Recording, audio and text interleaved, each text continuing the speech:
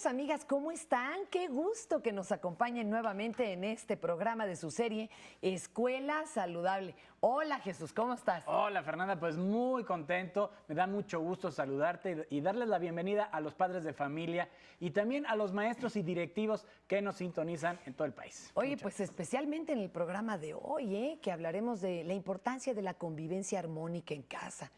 ¿Para qué? Bueno, pues para lograr que el entorno en que vivimos esté libre de violencia. Sí, y fíjate, Fernanda, que parte del entorno también son las relaciones que establecen los menores en la escuela y en la casa, ¿no? Los jóvenes entre ellos mismos, en el noviazgo y ya en pareja y sobre todo, bueno, lo que se puede aprender dentro del hogar es lo que tú vas a reflejar en tus relaciones, ¿no? De veras, uno no predica con palabras, ¿eh? Se aprende de los actos de los que nos rodean.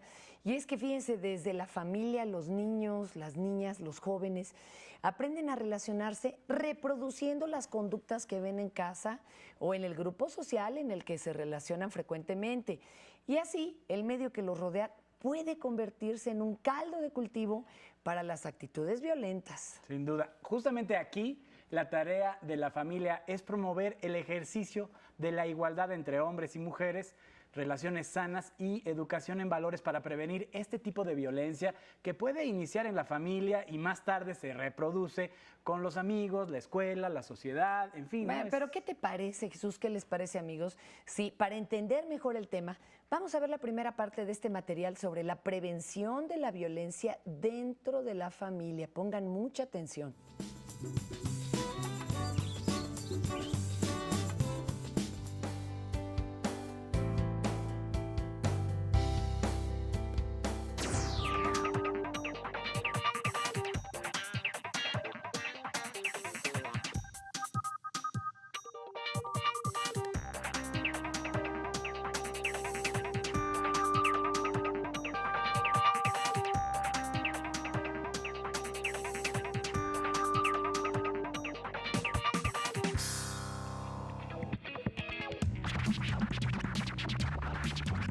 La violencia intrafamiliar es un problema mucho más grave, mucho más serio, mucho más preocupante de lo que muchos pensamos.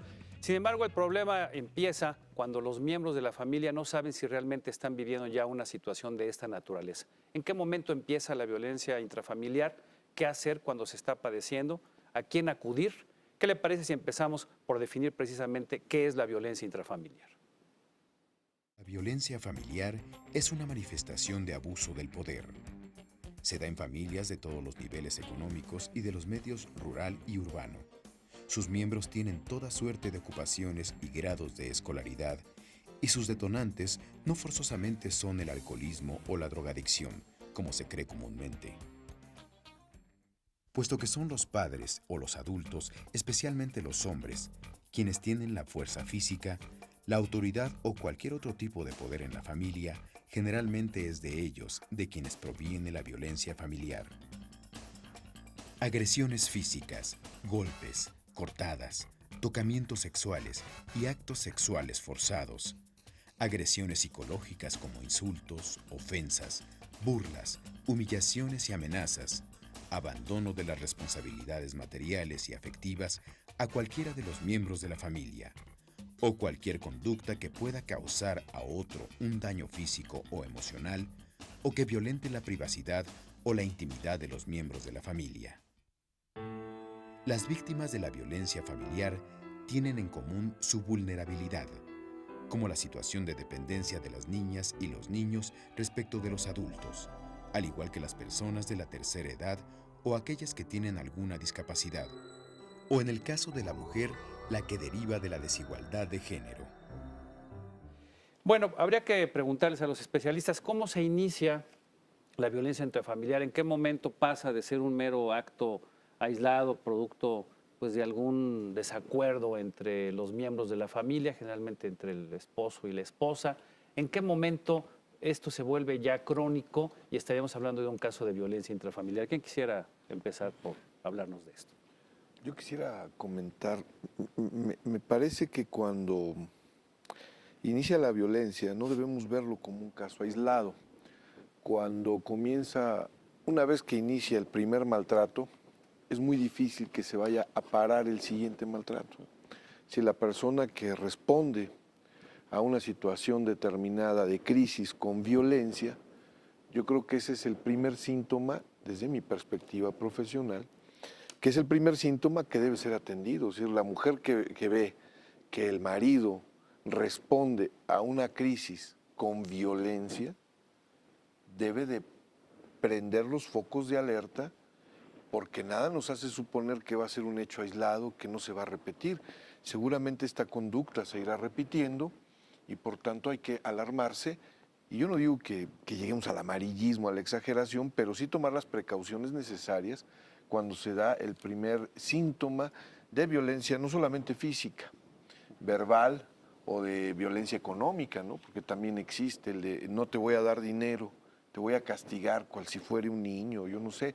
Tratan de implementar una política de terror a través de no dar dinero. Ahora, lo que sabemos, Araceli, Sí. es que esta violencia se inicia mucho antes del matrimonio, ¿no? Ya hay estudios ahí que muestran claramente que durante el noviazgo, en particular las mujeres, ya son víctimas de diversos actos de violencia por parte de sus parejas. Sí, yo quisiera hacer dos comentarios, si van en este sentido. El primero, el inicio de la violencia no se puede tomar tan claramente, es muy sutil. La violencia debemos de tener presente que es algo gradual, es un fenómeno gradual, son actos, son conductas que tienen una intención de provocar, crear daño en la persona a quien está dirigida, a diferencia de los conflictos, que esto es parte de la naturaleza humana, pero en caso concreto de la violencia familiar, de la que se establece de hombres a mujeres en pareja, tiene una intención de lastimar física, sexual, emocional, económica e incluso patrimonialmente a su pareja. Lamentablemente, la mayoría de los casos, la violencia es tan sutil, tan gradual, que no se percibe de primer momento, sino hasta que esto va avanzando. Y eso es cuando está instalada ya en violencia de pareja, lo familiar. Pero tenemos ya información a nivel nacional y estadísticas internacionales que nos dicen que la relación de violencia que se establece en la pareja empieza incluso desde el noviazgo, ¿no? En esta relación inicial, que es como la parte preparatoria de esta unión que para algunos lo va a hacer en vida en pareja, vida familiar, y que se está O sea, presentando. desde ahí ya se van dando las condiciones. Hay señales, en hay muchos casos hasta de sí. sometimiento de uno al otro. Sí, así es. Ahora, tenemos cifras de qué porcentaje de los hogares mexicanos padecen violencia intrafamiliar, ya sea entre cónyuges o entre padres e hijos o entre los mismos hijos. No sé si esto aplica también entre los mismos hijos. Yo quisiera dar la cifra oficial, digamos. En 2007 recién se publicó una encuesta nacional que se hizo sobre violencia, todas las formas de violencia que se establecen ahora para las mujeres. Y en términos generales, 7 de cada 10 mujeres refirieron haber sufrido por lo menos una vez violencia en su vida. Y estas son mujeres encuestadas de 15 años y más. La violencia familiar está en un promedio de 4 por cada 10 mujeres, de las mujeres que están constituidas. Y una encuesta que hizo el Instituto de Violencia en el Noviazgo refirió que de las estudiantes de nivel preparatoria, 3 de cada 10 refirieron vivir violencia familiar. Ahora, ¿qué pasa con los hombres? Porque la violencia, y sobre todo ahora en esta época, ya no solo se da contra las mujeres, también se da contra los hombres. Bien, en ese sentido es muy claro que la violencia tiene que ver con una intención de control, de dominio. Y como decía Araceli, es un proceso gradual y tiene que ver con nuestra cultura. Entonces, si el hombre cree que debe de controlar, dominar, mandar sobre la mujer, se recurre a la violencia de diferentes formas y diferentes grados. Algunos estudiosos han señalado lo siguiente: si hemos de referir cuál es el generador común de violencia, es el varón. Entonces tendríamos 3 dimensiones: una de varón hacia la mujer, la segunda de los dos, y digamos que no habríamos hacia quién, y la tercera de la mujer hacia el varón. Sin embargo, la proporción es totalmente abismal y la literatura, de hecho internacional, nos daría y no pasaría del 4 o 5%. Y se refiere también incluso a ciclos más avanzados familiares, donde ya el varón es un poco más grande. Obviamente hay varones que buscan la no violencia hacia las mujeres, pero las dinámicas son muy complejas. Es decir, puede haber una dinámica de mucho enojo por parte de la compañera, que se den procesos como que de reflujo, ¿sí? de enojo, de desahogo de la compañera hacia él y a veces tendríamos que ser más cautos por los tipos de violencia pasiva. Es decir, una de las formas de violencia puede ser el silencio o el abandono. Y tenemos casos de hasta 20 años de falta de contacto sexual y abandono del hombre hacia la mujer. Entonces, O sea, nos estamos de parejas metiendo, que siguen viviendo, Sí, que sí, siguen sí, cohabitando. cohabitando. Entonces, entender un poco la dinámica de la violencia sería de ver la interacción, si ésta responde a formas de control, de dominio, de sometimiento, de humillación, ¿sí? De una u otra parte. Entonces, efectivamente, en un examen más agudo, nadie ha dejado de ser violento, nadie ha dejado de recibir violencia, pero tenemos lamentablemente una sociedad, una cultura en donde el varón es mayoritariamente violento, generador de violencia, y puede haber fases en las cuales él, después de un tiempo de ejercer mucha violencia, pues decida que no. O sucede también otra cosa muy puntual.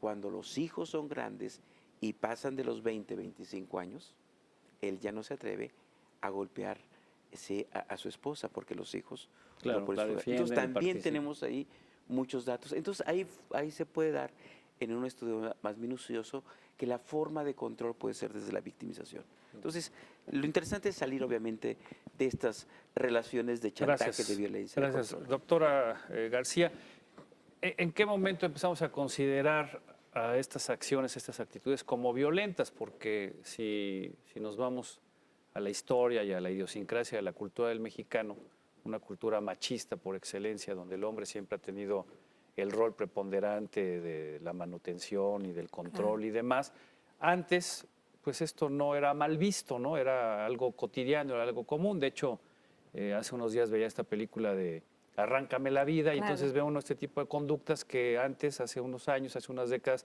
eran cosa de todos los días. ¿A partir de cuándo empezamos a tomar conciencia de lo violentos que pueden ser o que podemos ser todavía los varones en el seno familiar? Yo creo que a medida de que vamos tomando como más conocimiento, sobre todo las mujeres, y vamos tomando como más áreas de la vida, ¿no? Antes estábamos metidas como muy en el hogar y ahora tomamos como más áreas, ¿no? Más áreas laborales, más áreas deportivas, más áreas, cubrimos como más áreas y no nada más estamos como el cuidado de los hijos. Entonces recibimos como más información educativa, más información de libros, estamos como más interacción con todos los medios de comunicación también. Y entonces eso nos arma todo un conocimiento que nos permite aplicarlo en el hogar, que bueno, finalmente es también el objetivo de estos programas. O sea, Es tienen más muy información que les permite Claro, es muy autoprotegerse. importante, como decía mi colega, el ver que cuando hay un conflicto hay que hablarlo, ¿no? Si uno lo habla con la pareja y a pesar de hablarlo, no se resuelve, ¿sí? Entonces sí podríamos hablar de violencia, porque entonces ya está la intención, o sea, nosotros queremos como resolverlo. ¿La violencia se hace conscientemente? Claro, porque ahí está consciente. Uno puede hablar que por patrones de crianza, porque mi papá me pegó, porque yo lo veía todos los días, entonces yo no me doy cuenta de lo que estoy haciendo y entonces por eso te hago estas cosas. Y no me he dado cuenta. Pero si yo hablo contigo y te digo cómo me siento, qué es lo que me estás haciendo, y a pesar de eso sigues repitiendo la conducta, entonces hay una intención. Y entonces ahí sí tendríamos que buscar ayuda.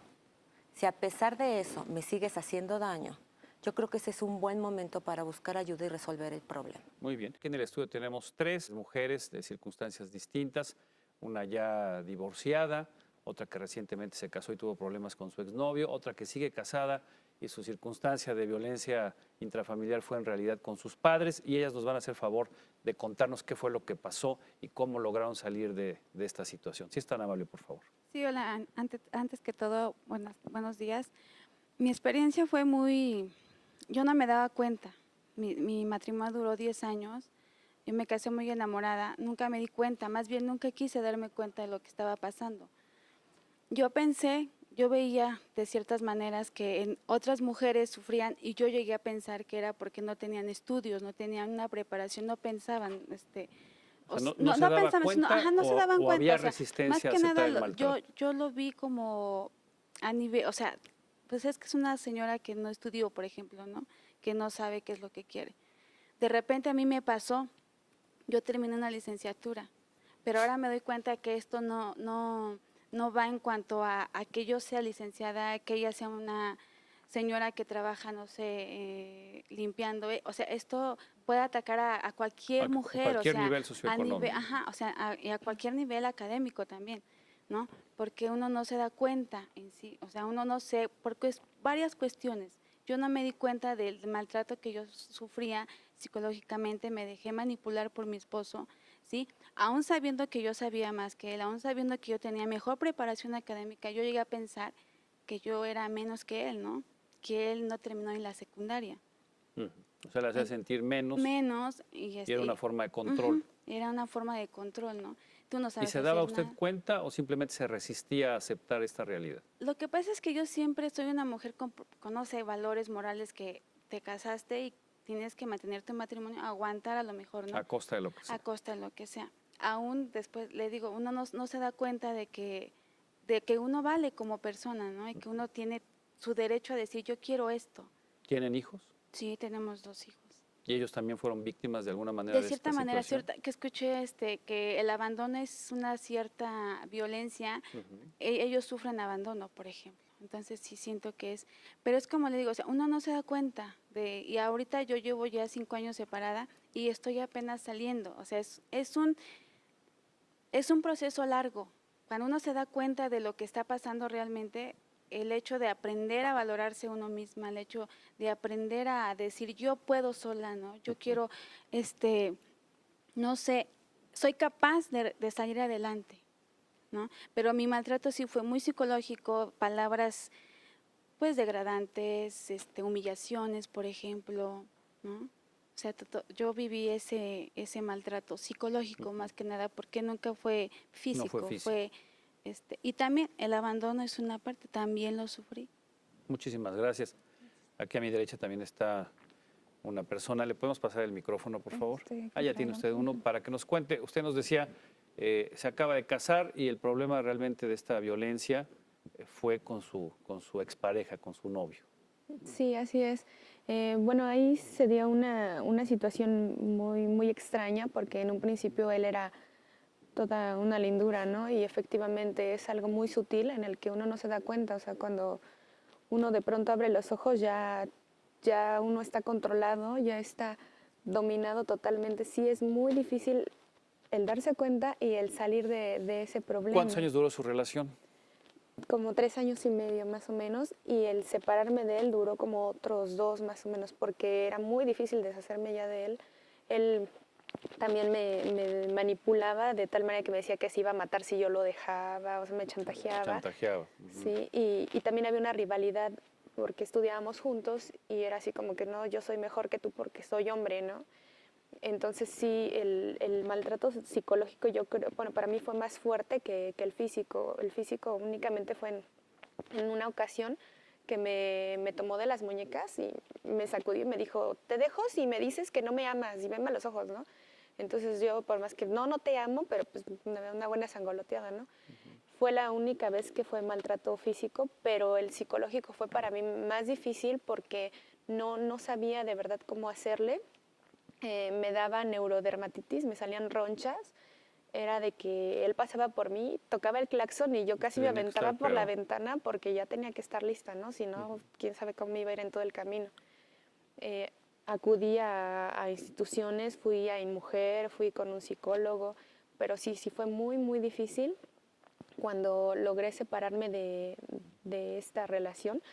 Pues fue de mi parte, porque de parte de él seguía controlándome, me espiaba, yo iba caminando en la calle y sentía que él venía.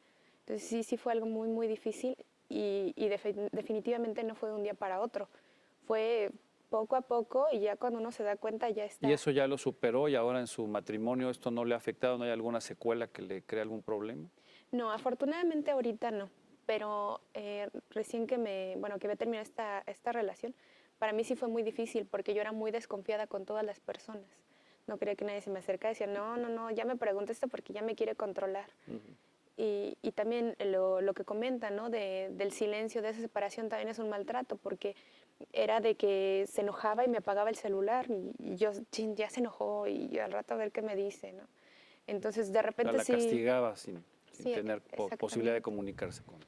Sí, y por ejemplo ahora, digo, ya la situación es diferente, pero sí son cosas que se quedan, ¿no? En el subconsciente, de que de repente apaga el celular y es que se me acabó la pila y bueno, es entendible, ¿no? Pero sí Pero eso lo remite regresa a su, así como a su que... experiencia Sí, anterior. exactamente. Muchísimas gracias. A mi izquierda, aquí en el estudio, nos contaba que el problema que usted vivió fue en su infancia y que fue víctima de estos problemas entre sus padres. Sí, bueno, su de padre. hecho, yo, pues la violencia que creo que sufrimos tanto mi madre como nosotros como hijos fue precisamente eso, ¿no? Ver que mi papá de repente se iba con los amigos, regresaba con unas copas de más y bueno, pues era atiéndeme y hazme. Entonces nosotros pasábamos, digamos, a segundo término. Obviamente, pues mi mamá enojada, discutían sin pensar en que a lo mejor nosotros los estábamos viendo o algo. Y bueno, pues fuimos creciendo pues igual con esa angustia, ¿no? Al final de cuentas, fuimos adquiriendo conciencia, fuimos dándonos cuenta de muchas cosas y al final, bueno, yo me pude percatar que mi mamá aguantaba muchas cosas precisamente por eso, ¿no? A lo mejor por no haber tenido la oportunidad de estudiar y tener que aguantar por el hecho de que la tuvieran que mantener, ¿no?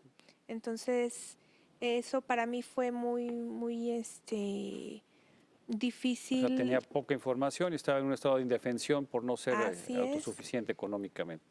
Así es, y bueno, pues de hecho eso a mí creo yo que me marcó mucho porque creo yo que no por el hecho de que no estudies, digo, hay muchas oportunidades de trabajo, tienes muchas maneras de salir. Ahora lo veo yo como mamá y digo, bueno, yo no hubiera aguantado ni la mitad de lo que mi madre aguantó, ¿no? Sin embargo, ahora lo que mencionaban hace un rato, ¿no? O sea, ahora mi papá pues ya es otra persona. ¿Por qué? Porque ya no le permitimos ni siquiera que le levante la voz delante de nosotros. Sí. Sí, en algún tiempo intentaron separarse, para nosotros era dolorosísimo, a pesar de que veíamos que no era un patrón muy bueno, pero pues era muy doloroso. Yo ya aún casada decía, no, como mis papás separados no es posible, ¿no? Pero también igual no se me hacía justo que tantos años se habrá aguantado por nosotros y que tuviera que hacerlo ya grande.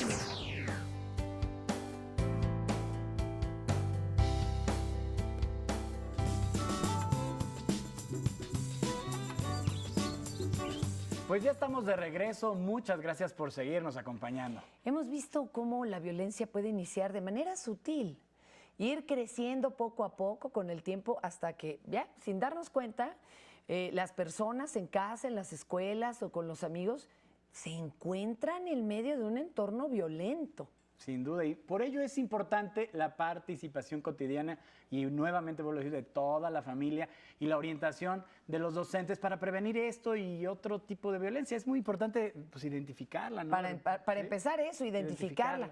Pero es que es una labor que requiere de acciones cotidianas, como procurar no iniciar discusiones cuando sentimos que vamos a perder el control, ¿no? Sí. De pronto hay que escuchar y aprender a escuchar sin juzgar, ni regañar a los menores y generar así un clima pues de confianza, ¿verdad? Cuando quieran hablar, porque si no se cierran, tampoco regañarlos enfrente de sus amigos o enfrente de otras porque si no, nunca ¿no? más nos van a expresar sus preocupaciones o sus inquietudes. Hay que enseñarle a los niños, a los jóvenes, a que nadie puede obligarlos a hacer nada que los haga sentir incómodos. Y también hay que sensibilizar a nuestros hijos para prevenir la violencia en el trato con familiares, con compañeros de escuela, con los maestros y todos los miembros de la comunidad en general. Sin duda. Y con todo esto hemos llegado al final de este capítulo de la serie Escuela Saludable. Pues les recordamos amigos que este esfuerzo tiene como finalidad hacerles llegar información útil para ayudarlos a consolidar un estilo de vida sano y libre de violencia. Esperamos que les haya gustado. Y que no se enojen, que estén tranquilos. Ahora sí que como decían, ¿te acuerdas? Cuente hasta 10. Cuente hasta 10. Oiga, es que en nuestras épocas era 10, sí, pero era 1, 2, 3, por favor. Sí, afortunadamente está cambiando y juntos lo vamos a hacer y vamos a hacer otra vez el círculo virtuoso para que le demos la vuelta, ¿no? Los invitamos a que nos sigan acompañando en los siguientes programas donde, bueno, les tenemos más comentarios, mucha información que nos pueden ayudar a entender y tomar decisiones para que nuestra escuela sea una escuela saludable. Donde la educación por tu salud es tarea de todos nosotros. Mil gracias y hasta la próxima. Hasta la próxima.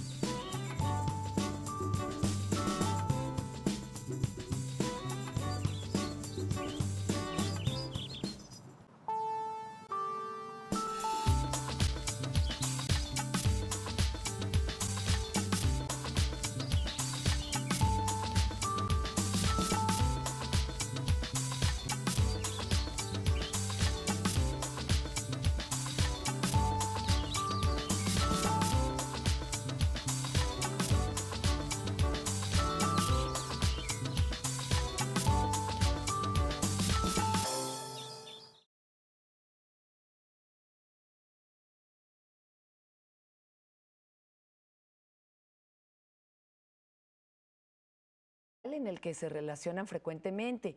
Y así, el medio que los rodea puede convertirse en un caldo de cultivo para las actitudes violentas. Sin duda. Justamente aquí, la tarea de la familia es promover el ejercicio de la igualdad entre hombres y mujeres, relaciones sanas y educación en valores para prevenir este tipo de violencia que puede iniciar en la familia y más tarde se reproduce con los amigos, la escuela, la sociedad, en fin. Bueno, pero ¿qué te parece, Jesús? ¿Qué les parece, amigos? Sí, para entender mejor el tema, vamos a ver la primera parte de este material sobre la prevención de la violencia dentro de la familia. Pongan mucha atención.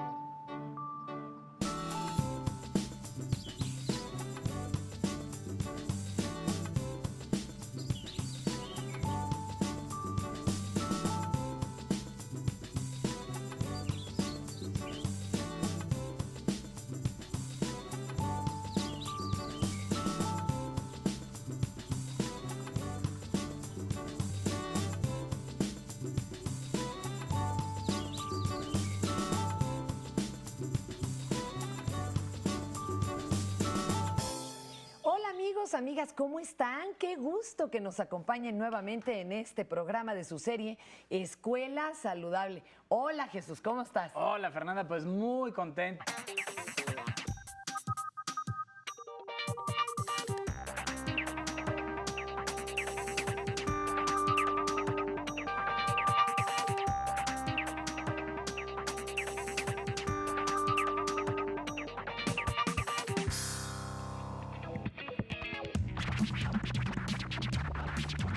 La violencia intrafamiliar es un problema mucho más grave, mucho más serio, mucho más preocupante de lo que muchos pensamos.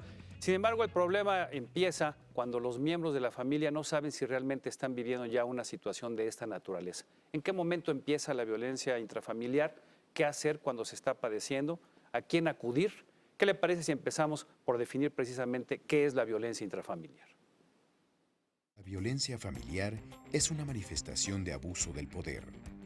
Se da en familias de todos los niveles económicos y de los medios rural y urbano. Sus miembros tienen toda suerte de ocupaciones y grados de escolaridad, y sus detonantes no forzosamente son el alcoholismo o la drogadicción, como se cree comúnmente. Puesto que son los padres o los adultos, especialmente los hombres, quienes tienen la fuerza física, la autoridad o cualquier otro tipo de poder en la familia, generalmente es de ellos de quienes proviene la violencia familiar. Agresiones físicas, golpes, cortadas, tocamientos sexuales y actos sexuales forzados. Agresiones psicológicas como insultos, ofensas, burlas, humillaciones y amenazas. abandono de las responsabilidades materiales y afectivas a cualquiera de los miembros de la familia, o cualquier conducta que pueda causar a otro un daño físico o emocional. Me da mucho gusto saludarte y darles la bienvenida a los padres de familia y también a los maestros y directivos que nos sintonizan en todo el país. Oye, pues especialmente en el programa de hoy, que hablaremos de la importancia de la convivencia armónica en casa. ¿Para qué? Bueno, pues para lograr que el entorno en que vivimos esté libre de violencia. Sí, y fíjate, Fernanda, que parte del entorno también son las relaciones que establecen los menores en la escuela y en la casa, ¿no? Los jóvenes entre ellos mismos, en el noviazgo, y ya en pareja, y sobre todo, bueno, lo que se puede aprender dentro del hogar es lo que tú vas a reflejar en tus relaciones, ¿no? De veras, uno no predica con palabras, se aprende de los actos de los que nos rodean. Y es que fíjense, desde la familia, los niños, las niñas, los jóvenes, aprenden a relacionarse reproduciendo las conductas que ven en casa o en el grupo social.